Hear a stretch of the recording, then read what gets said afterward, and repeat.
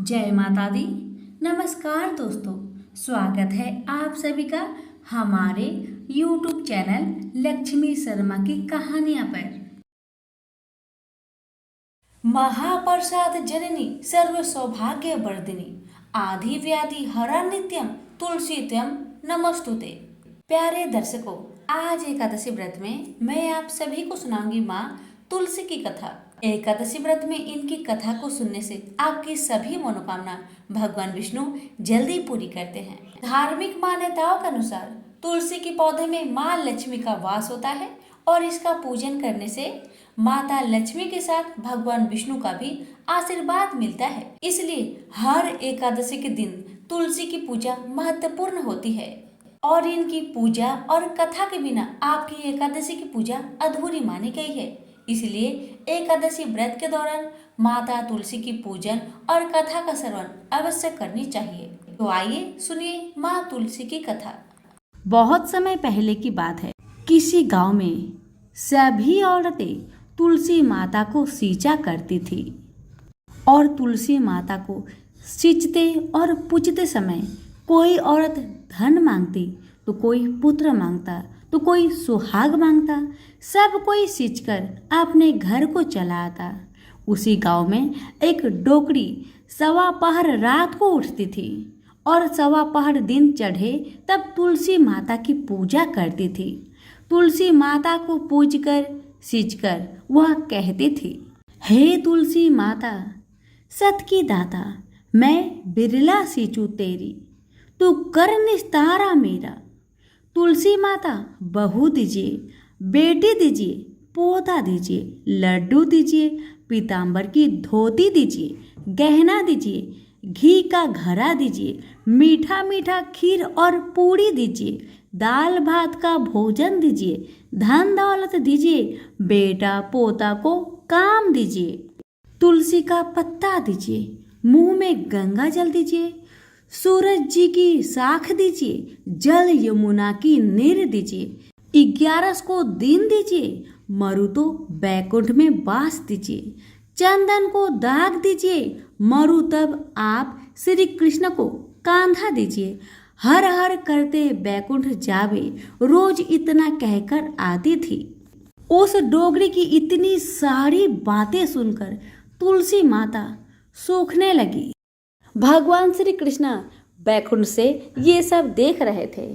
एक दिन भगवान ने सोचा, क्यों ना मैं तुलसी से पूछूं कि तुलसी दिन ब दिन सूखते क्यों जा रही है।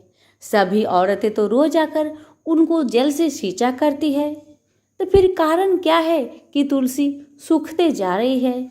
ये सोचकर भगवान श्री कृष्ण तुलसी से पूछते हैं, तुलसी क्या बात है, दिन ब दिन तुम सूखते जा रही हो, क्या कोई बात है, मुझे बताओ। तब तुलसी माता ने भगवान श्री कृष्ण से कहा, प्रभु आप तो मेरे मन की बात मत ही पूछो। तो भगवान बोले कि अगर मैं तुम्हारी मन की बात नहीं पूछूंगा तो कौन पूछेगा। तब तुलसी माता भगवान श्री कृष्ण से कहने लगी कि एक डोगरी माई आती है मेरे पास और रोज इतनी सारी मन्नत मांगती है, मैं उसकी सारी मन्नत को पूरी कर दूंगी, मगर एक मन्नत को पूरा नहीं कर सकती। भगवान ने कहा, ऐसा कौन सा मन्नत है तुलसी जिसे तुम पूरा नहीं कर सकती, मुझे बताओ, शायद मैं तुम्हारा कुछ मदद कर सकूं। अब तुलसी माई कहने लगी, हे भगवान क्या बताओ, ये बूढ़ी माई कहती है जब वो मरे तो उसे कृष्ण का कंधा चाहिए। मैं तो इसकी सभी मन्नत को पूरी कर दूं, पर कृष्ण भगवान का कंधा मैं कहाँ से ला कर दूं भगवान। तब भगवान कृष्ण हंसने लगे और कहने लगे, बस इतनी सी बात, जब बुढ़िया मरेगी तो मैं उसे कंधा देने जरूर आऊंगा।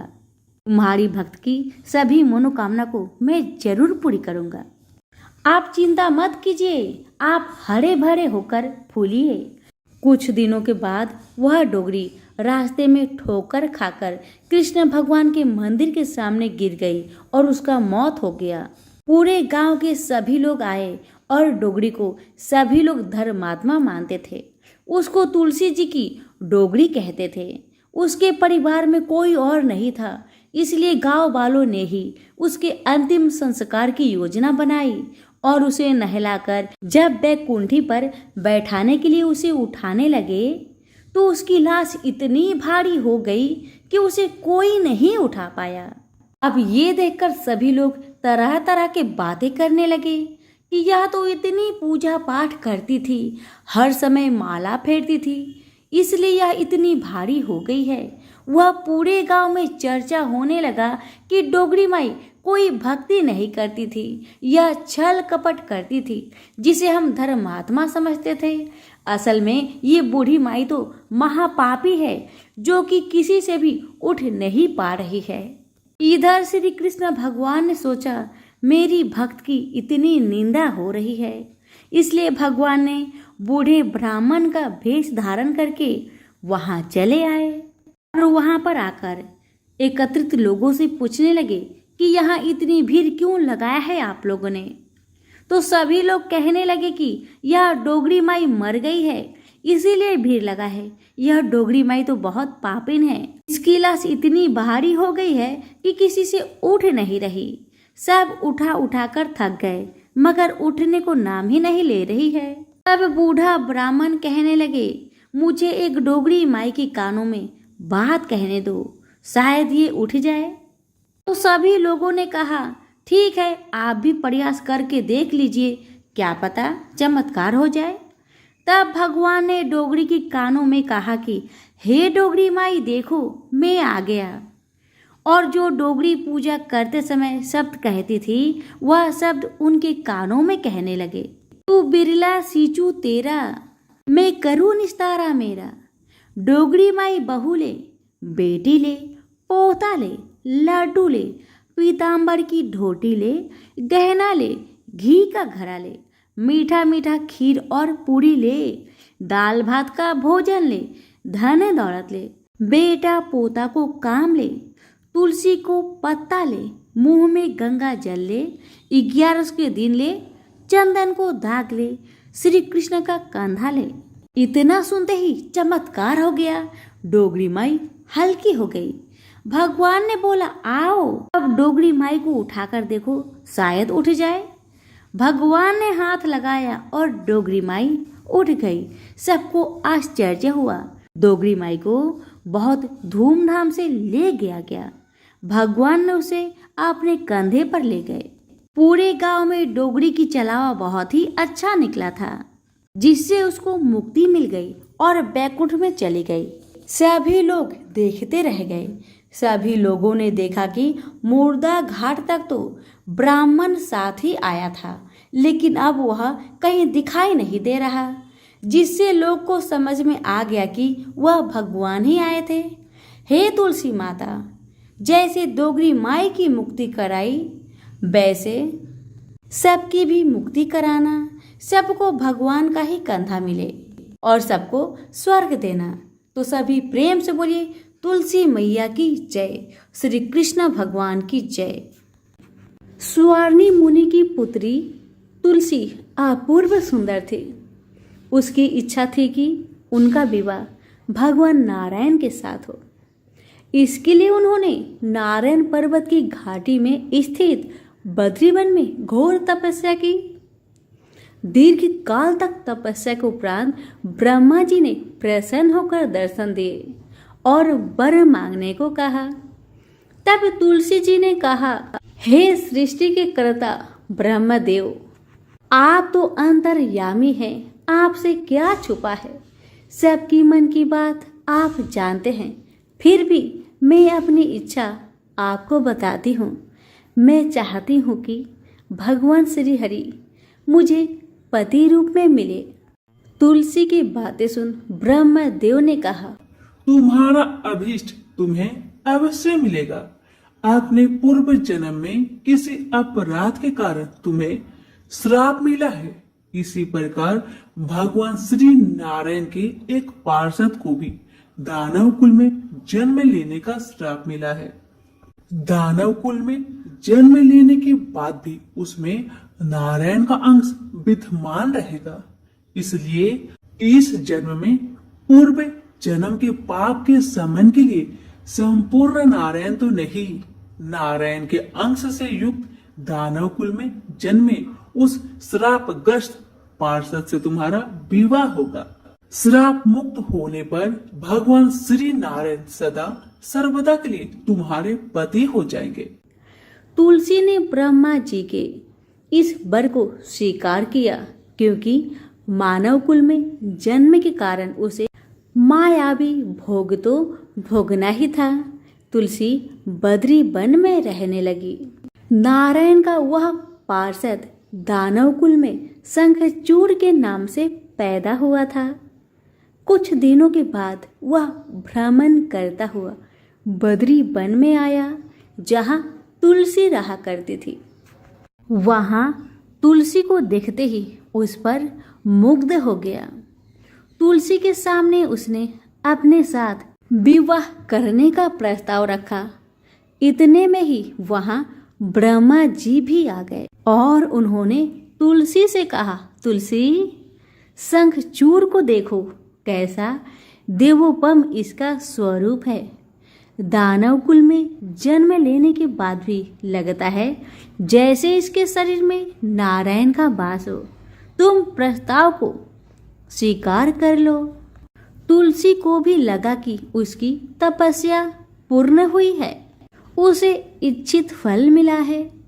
शंखचूड़ के साथ उसका गंधर्व विवाह हो गया और वह शंखचूड़ के साथ उसके महल में पत्नी बनकर आ गई। शंखचूड़ ने अपनी परम सुंदरी सती सावधि पत्नी तुलसी के साथ बहुत दिनों तक राज्य किया।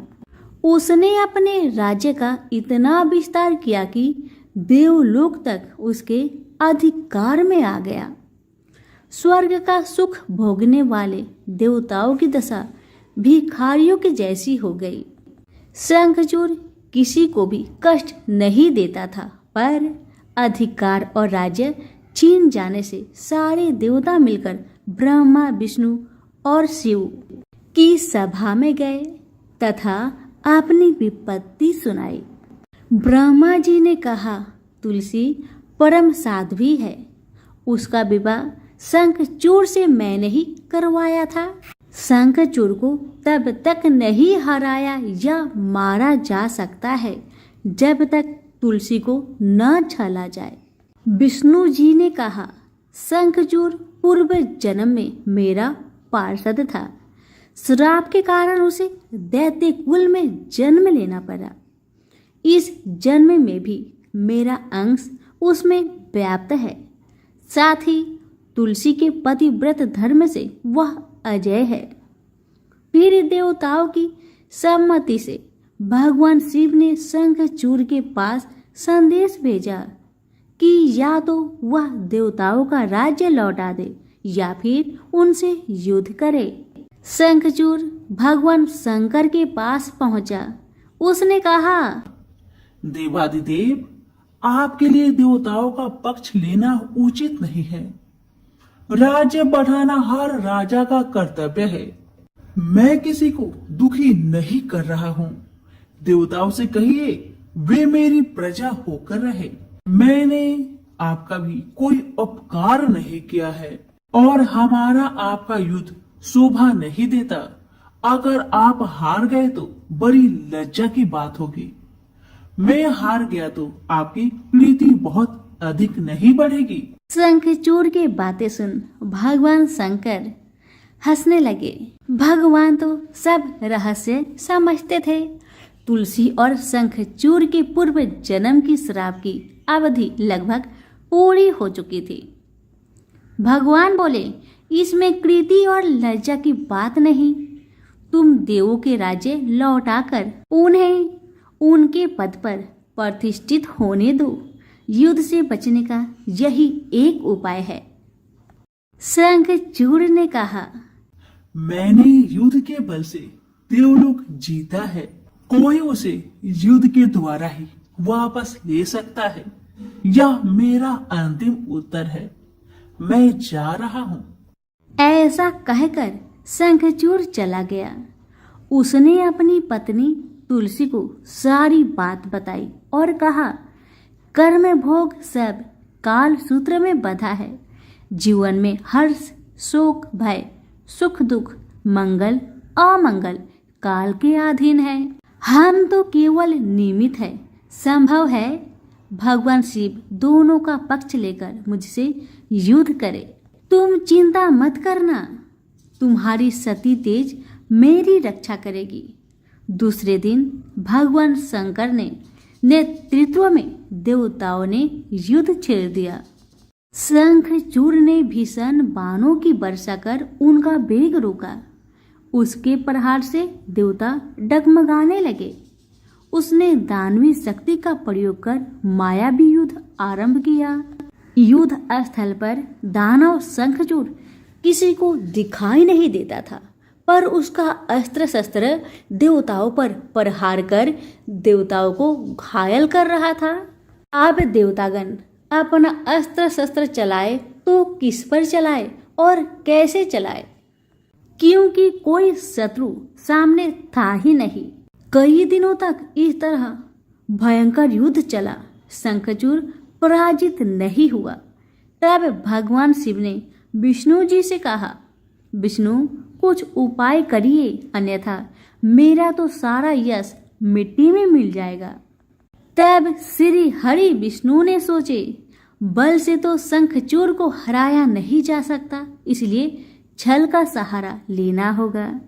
उन्होंने तुरंत अपना स्वरूप शंखचूड़ जैसा बनाया और वस्त्र शस्त्र से सज्जित हो तुलसी के पास आए और बोले, प्रिय, मैं युद्ध में जीत गया। सारे देवता भगवान शंकर समेत हार गए। आओ, इस खुशी में आओ, मैं तुम्हें अंक से लगा लूं। पति को प्रत्यक्ष करा देख तथा विजय का समाचार सुन वह दौड़कर मायावी शंखचूड़ के गले से लिपट गई। इस प्रकार पति पत्नी दोनों ने आलिंगन को खूब खुशी मनाई। पर पुरुष के साथ इस प्रकार का व्यवहार से उसका सती तेज नष्ट हो गया। उसका सती तेज जो शंखचूड़ की कवच के रूप में रक्षा कर रहा था, वह कवच नष्ट हो गया। शंखचूड़ शक्तिहीन हो गया। यह जानते ही भगवान शंकर ने अपने त्रिशूल से प्रहार किए। त्रिशूल के लगते ही शंखचूड़ जलकर भस्म हो गया। शंखचूड़ के मरने को जानकर विष्णु अपने असली स्वरूप में आ गए। सामने अपने पति शंखचूड़ के स्थान पर भगवान विष्णु को खड़ा देख तुलसी बहुत विस्मित हुई। उसको पता लग गया कि स्वयं नारायण ने उसके साथ छल किया है। क्रोध में आकर उसने श्राप दिया, एक सती स्त्री का अस्तित्व भंग करने के अपराध में तुम हृदयहीन पत्थर हो जाओ। विष्णु ने तुलसी के श्राप को सिरोधार्य कर कहा, देवी, तुम्हारा तथा शंखचूड़ के कल्याण के लिए मुझे ऐसा करना पड़ा। तुम दोनों को श्राप मुक्त करना था। तुम भी अब शरीर त्याग कर तुलसी बिरुवा के रूप में जन्म लोगी और मेरी पूजा तुलसी दल से होगी। मैं सालग्राम पत्थर बनूंगा। मेरे शीश पर तुम आदर से विराजमान होगी। तुम्हारे पति की हड्डियों के चूर्ण से शंख की उत्पत्ति होगी।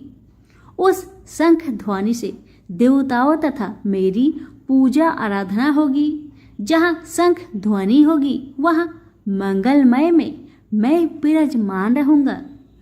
तुमने पूर्व जन्म में बद्री वन में मुझे पाने के लिए बड़ी तपस्या की थी।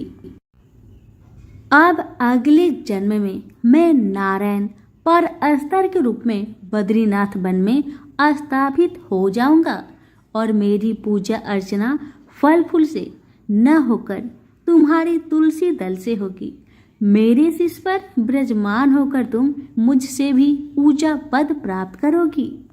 प्रेम से बोले, तुलसी माता की जय हो, शालिग्राम जी की जय हो, विष्णु भगवान की जय हो। बहुत समय पहले की बात है। एक गांव में एक ननद भाभी रहा करती थी। ननद अभी कंवारी थी। उस परिवार में ननद, भाभी और भाई, इन तीनों के अलावा और कोई भी नहीं रहता था। भाभी तो कभी कोई पूजा पाठ करती ही नहीं थी और ननद हर रोज तुलसी माता की पूजा किया करती थी, उनकी बड़ी सेवा करती थी। बिना तुलसी पूजन के ननद कभी भोजन नहीं करती थी। ननद का पूजा पाठ देख के भाभी को बहुत क्रोध आता था। कभी कभी भाभी तो अपनी ननद से ऐसे भी कह देती थी कि जब तुम्हारा विवाह होगा ना तो मैं तुम्हें और बराती को तुलसी ही खाने दूंगी और दहेज में यही दूंगी। इसी तरह समय निकलने लगा, दिन बीतने लगी। अब तो ननद भी बड़ी हो गई थी।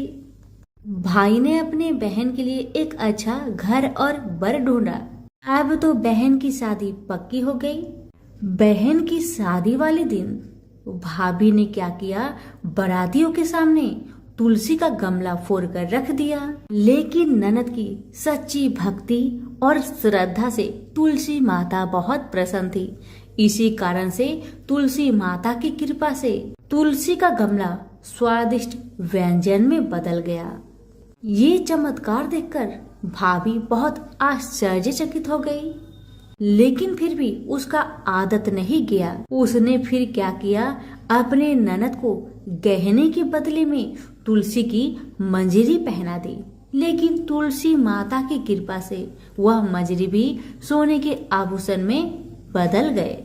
ये देखकर भी भाभी बहुत हैरान हुई, मगर फिर भी अपनी करतूत करनी ना बंद किया। उसने फिर वस्त्रों के स्थान पर तुलसी का जनेऊ रख दिया। लेकिन तुलसी माता की कृपा से वह तुलसी का जनेऊ रेशमी और सुंदर वस्त्र में बदल गया।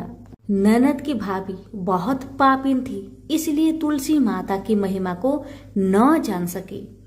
भाई ने अपने बहन को बड़े प्यार और आदर के साथ विदा किया। बहन ससुराल में गई। ससुराल वाले उसके दहेज आदि के बारे में बहुत बड़ाई करने लगे। जब ये बात भाभी को मालूम हुई तो उसे बड़ा आश्चर्य हुआ और तुलसी जी की पूजा का महत्व उसको समझ में आ गया। भाभी की एक लड़की थी। अब भाभी सोचने लगी, क्यों ना मैं भी अपनी बेटी को तुलसी माता की पूजा करने को कहूँ। अब तो भाभी अपनी लड़की से कहने लगी कि तू भी तुलसी माता की सेवा कर, तुझे भी बुआ की तरह फल मिलेगा। पर लड़की अपनी माँ के जैसी ही थी, उसे तुलसी की सेवा में मन नहीं लगता था। भाभी की लड़की हर रोज सुबह स्नान करके ऊपर के मन से अपनी माँ की बात रखने के लिए तुलसी माता की पूजा कर लिया करती थी, मगर मन उसका पूजा में कभी नहीं लगा। इसी तरह समय बीतते गया। इस बार भाभी ने खुद अच्छा घर और वर देखकर अपनी बेटी का विवाह तय किया। और जब विवाह का समय आया तो भाभी ने सोचा, जैसा व्यवहार मैंने अपनी ननद के साथ किया वैसा ही व्यवहार मैं अपनी बेटी के साथ करूंगी, क्योंकि मैंने जो ननद के साथ व्यवहार किया उसी व्यवहार के कारण ननद को इतनी इज्जत मिली थी। क्यों ना मैं भी अपनी लड़की के साथ वैसा ही व्यवहार करूं। अब जैसे ही बाराती वाले आए, भाभी ने तुलसी जी का गमला को फोड़कर बाराती के सामने रख दिया। परंतु इस बार मिट्टी मिट्टी ही रही। मंजरी व पत्ते भी अपने पूर्व रूप में ही रहे तथा जनेऊ भी जनेऊ ही रहा। सभी बाराती भाभी की बुराई करने लगे। ससुराल में भी लड़की की और उसकी माँ की बहुत बुराई हो रही थी। भाभी को अपनी ननद से बहुत जलन होता था। इस कारण भाभी अपनी ननद को बहुत कम ही घर पर बुलाया करती थी। पर भाई अपने बहन को बहुत मानता था। भाई ने एक दिन सोचा, बहन की शादी किए हुए बहुत साल हो गए, क्यों ना मैं अपने बहन से मिलकर आऊं, उसके ससुराल जाऊं। अब भाई ने अपनी इच्छा अपनी पत्नी को बताया। पत्नी से कहा, कुछ सौगात ले जाने के लिए कुछ दो। बहन का घर जाऊंगा, खाली हाथ कैसे जाऊं, कुछ हो तो मुझे दो। भाभी ने क्या किया, गुस्से से जुआर एक थैले में भरकर कहा, लो इसी को लो और अपनी बहन के घर ले जाओ। मेरे पास और कुछ नहीं है, यही है, इसी को ले जाओ। बेचारा पति दुखी मन से चल दिया, वही ज्वार भरे थैले को लेकर, और मन ही मन में सोचते जा रहा था, भला कोई भाई अपने बहन के ससुराल में जुआर ले जाता है। यही सोचते सोचते भाई बहन के ससुराल की तरफ जा रहा था। उसने सोचा, ये जुआर बहन के ससुराल ले जाऊंगा तो लोग क्या कहेंगे, क्यों ना मैं इसे गाय को खिला दूं।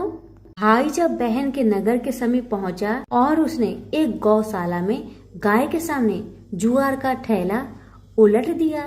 जुआर को उलटता देखकर तब गौपालक ने कहा, ए भाई तुम ये क्या कर रहे हो? सोना मोती गाय के आगे क्यों डाल रहे हो? भाई ने जब नीचे देखा तो सचमुच हीरे मोती सोना चांदी जगमगा रहे थे। भाई ने तुलसी माता के चमत्कार को जान लिया और जोर जोर से तुलसी माता की जयकारा लगाने लगा और सारी कहानी उस गौपालक को बताया। सोना चांदी हीरा मोती थैले में भरकर बहुत प्रसन्न मन से अपने बहन के घर गया। बहन भाई को देखकर बहुत प्रसन्न हुई और अपनी भाई की बहुत आवभगत की। भाई ने अपनी बहन के सास ससुर से आज्ञा लेकर अपनी बहन को घर लेकर आया और रास्ते में सारी कहानी बताते आ रहा था कि कैसे भाभी ने ज्वार भरकर थैले में दिए थे और तुलसी माता की कृपा से कैसे ये ज्वार हीरे मोती सोने चांदी में बदल गए। भाई को तुलसी माता का महिमा पता चल गया था। अब भाई और बहन घर आकर अपनी भाभी को सारी कहानी बताते हैं और तुलसी माता की महत्व को समझाते हैं और पूजन करने का फल उसे भी बताते हैं। अब तो भाई और भाभी और उसकी बेटी तीनों जन मिलकर हर दिन तुलसी माता का पूजन किया करते थे और तुलसी माता भी उनके पूजन से प्रसन्न होकर उनके घर में अन्न धन के भंडार भर दिए और भाभी की बेटी को भी अच्छा घर और वर मिला। तो सभी मिलकर बोलिए, तुलसी मैया की जय हो। एक नगर में एक गरीब ब्राह्मण अपनी पत्नी के साथ रहता था। वह भिक्षा मांग मांग कर अपना जीवन गुजारता और भगवान की पूजा में लगा रहता था। वह उतने ही भिक्षा मांगता जिससे उसके और उसके परिवार का पेट भर सके। उस नगर का राजा बहुत धनवान था और ब्राह्मणों का आदर करने वाला था। राजा किसी भी ब्राह्मण को अपने महल से खाली हाथ नहीं जाने देते थे। दूर दूर से ब्राह्मण राजा के पास आते और मुंह मांगा दान लेकर आशीर्वाद देते हुए वापस चले जाते थे।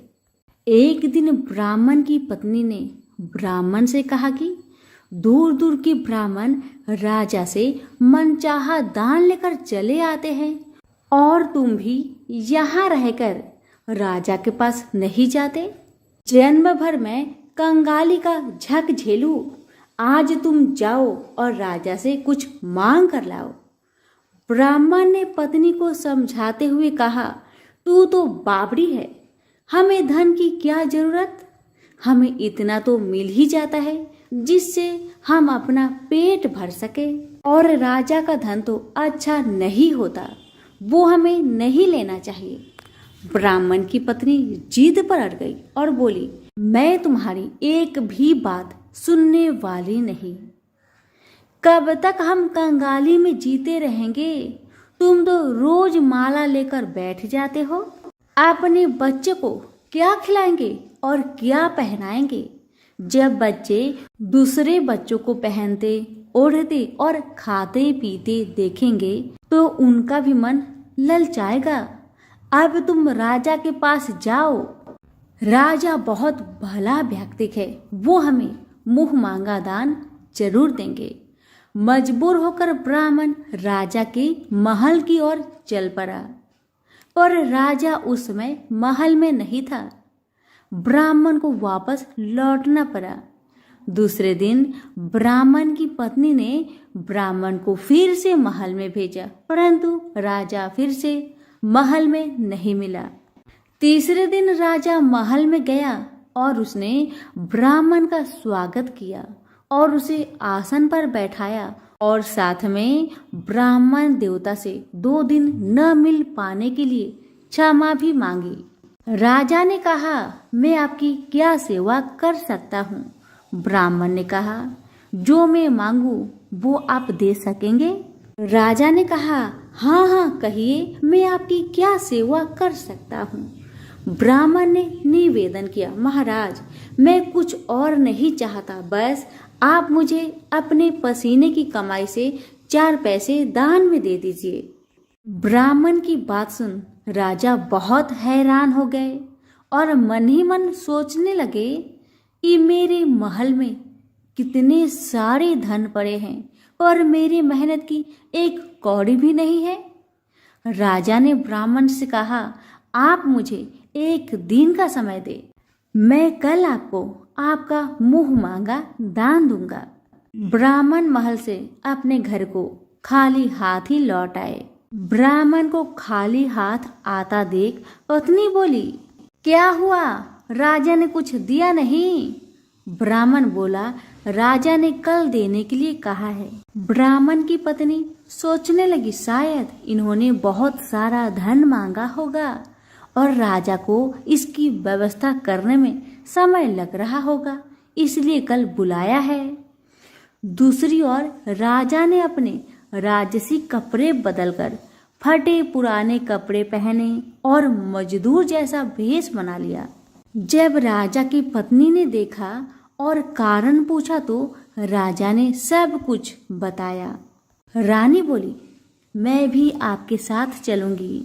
राजा के हाँ कहने पर रानी भी पुरानी साड़ी पहनकर आ गई। इस प्रकार राजा रानी मजदूरी की तलाश में शहर निकले। लुहारों के मोहल्ले में जाकर राजा ने आवाज लगाई, किसी को मजदूर चाहिए? आखिरकार एक लुहार ने उन्हें बुला लिया, जो पहिए पर हाल चढ़ाने की तैयारी कर रहा था। उसने राजा से कहा, देखो तुम्हें पहले खलात ठोकनी पड़ेगी और जब आग आ जाए उसके बाद घन पिटना होगा। फिर रानी की ओर देखकर कहा, तुम्हें कुएं से पानी लेकर होदी भरनी होगी और कोयले वाले घर से कोयला लेकर भट्टी में डालना होगा। तुम दोनों के दिन भर काम करने के लिए मैं तुम्हें 2-2 आने दूंगा। अगर काम पसंद हो तो बोलो, नहीं तो अपना रास्ता नापो। राजा रानी लोहार के बताए काम को करने लगे। राजा खलात ठोकने लगा पर उसे काम ठीक से नहीं हो पा रहा था। लोहार नाराज होकर राजा को ठीक से काम करने के लिए कहता है। राजा जैसे तैसे अपना काम करने लगा। रानी भी कुएं से पानी भरकर लाने लगी।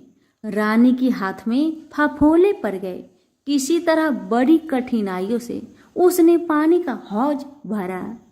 उसके बाद रानी कोयला लाकर भट्टी में डालने लगी। कोयला भरने के कारण रानी के गोरे गोरे हाथ और कपड़े काले पड़ गए। भट्टी में आग आने पर लुहार ने पात भट्टी में से निकालकर पहियों पर जमाई और एक घन अपने हाथ में लेकर और एक राजा के हाथ में देकर कहा, देखो बारी बारी से घन इस पर पटकना, हाथ इधर उधर ना होने पाए। राजा जोर जोर से घन पटकने लगा, लेकिन उसका निशाना ठीक नहीं बैठता था। कभी घन हाल पर गिरता तो कभी पहिए पर। मजदूरों का ऐसा काम देखकर लुहारिन बरबराती हुई आई और लोहार से कहने लगी, तुमने कहाँ से यह नौसिखिए मजदूर काम पर लगाए हैं? इनसे काम तो होगा नहीं। यह मजदूर तुम्हारा सब काम बिगाड़ देंगे। राजा रानी उन दोनों की फटाकर सुनते सुनते अपना काम मन लगाकर करते रहे। घन पटकते पटकते राजा का शरीर पसीना से तर तर हो गया और जोर शोर से सांस चलने लगी। रानी भी पानी भरते भरते और कोयला झोंकते झोंकते थक कर चूर हो गई। दोनों ने पूरे दिन बहुत मेहनत की। लुहार ने राजा रानी को 2-2 पैसे दिए, जिसे वो बड़ी खुशी खुशी लेकर महल आ गए। आज उन्हें पता चला कि मेहनत की कमाई कैसी होती है। राजा ने 4 पैसे अलग रख दिए और अगले दिन ब्राह्मण को बुलाकर उसे दे दिए। ब्राह्मण राजा को आशीर्वाद देकर घर लौटा और ब्राह्मणी से कहा, लो, मैं राजा के यहाँ से दक्षिणा ले आया हूँ। ब्राह्मणी खुश होकर दौड़ती हुई आई, पर जब उसने 4 पैसे देखे तो वह ठिठक कर रह गई और उन्हें दूर फेंक दिया। वो जल भूनकर ब्राह्मण से बोली, तुम जैसे दरिद्र राजा के यहाँ भी जाकर कुछ नहीं मांगा, शर्म भी नहीं आती। इतना कहकर रूठ कर चली गई और बहुत देर तक बरबराती रही। ब्राह्मण ने उन 4 पैसों को उठाकर तुलसी के पास रख दिए और सोचा, जब ब्राह्मणी शांत हो जाएगी तो जरूरत पड़ने पर ये सिक्के को उठा लेगी। परंतु कई दिनों तक पैसे वहीं रखे रहे और फूल बेलपत्र ऊपर से गिर गिर कर मिट्टी में दब गए। ब्राह्मण और ब्राह्मणी दोनों ही उन सिक्कों के बारे में भूल गए। कुछ दिनों के बाद तुलसी जी के घर में 4 पौधे उगे। चारों पौधे बहुत सुंदर थे। यह देख ब्राह्मणी रोज उसमें पानी डाल देती। 4 महीने बाद वो पौधे बड़े हो गए और उनमें फूल लगने लगे। फूल सूखने पर इनसे मोती झरने लगी। ब्राह्मण और ब्राह्मणी ने कभी मोती नहीं देखे थे। वो समझे कि कोई बीज है।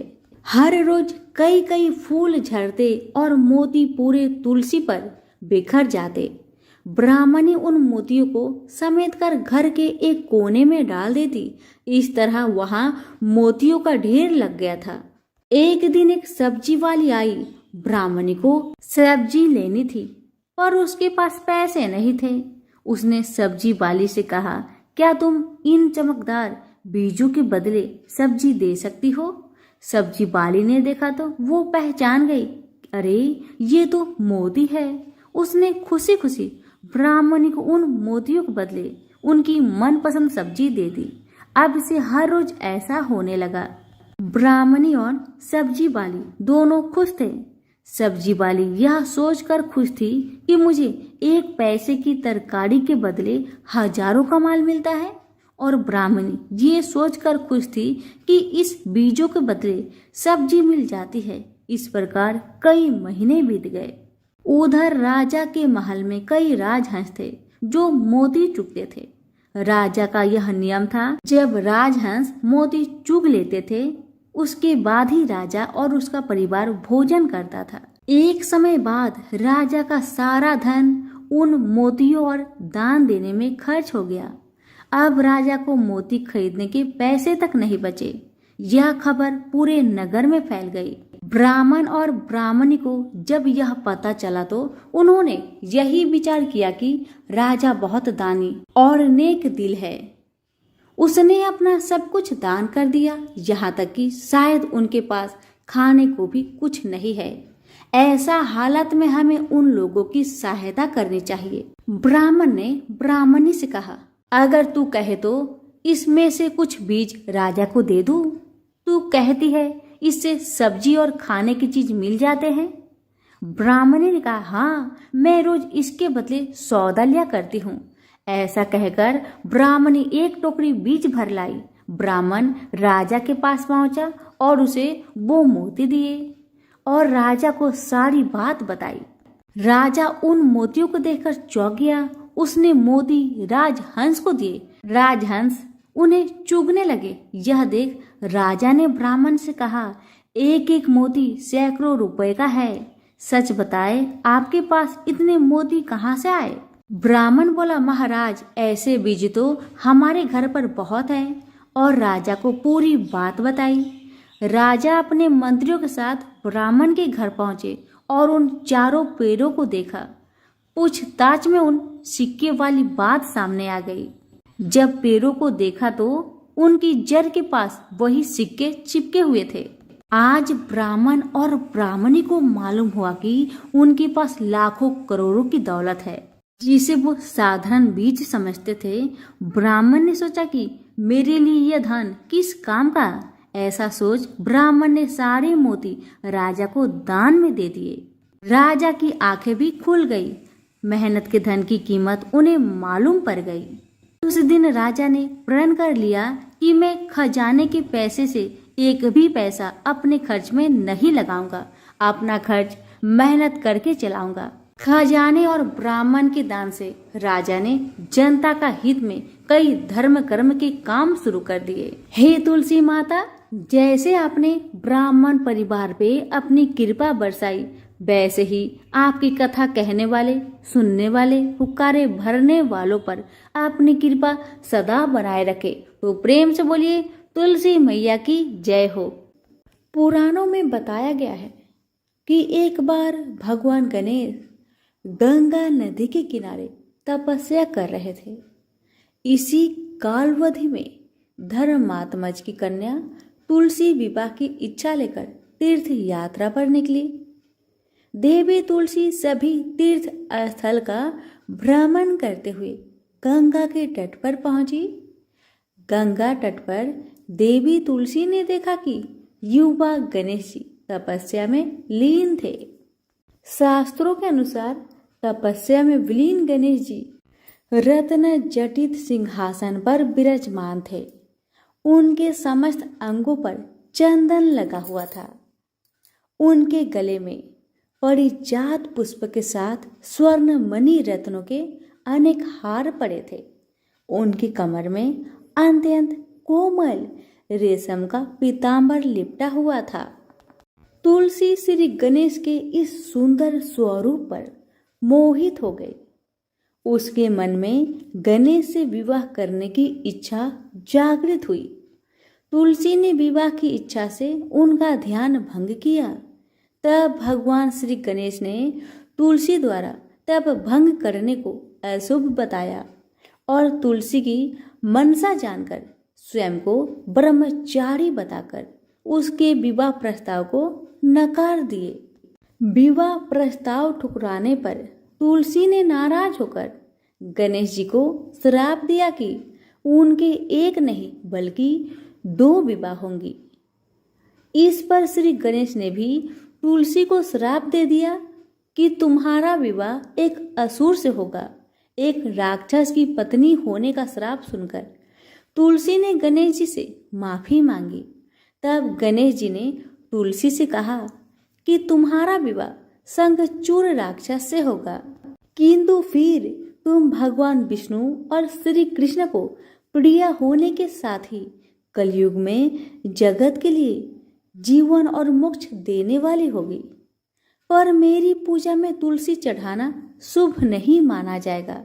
तब से ही भगवान श्री गणेश जी को पूजा में तुलसी चढ़ाना वर्जित माना गया है। प्रेम से बोलिए गणेश जी की जय, तुलसी जी की जय।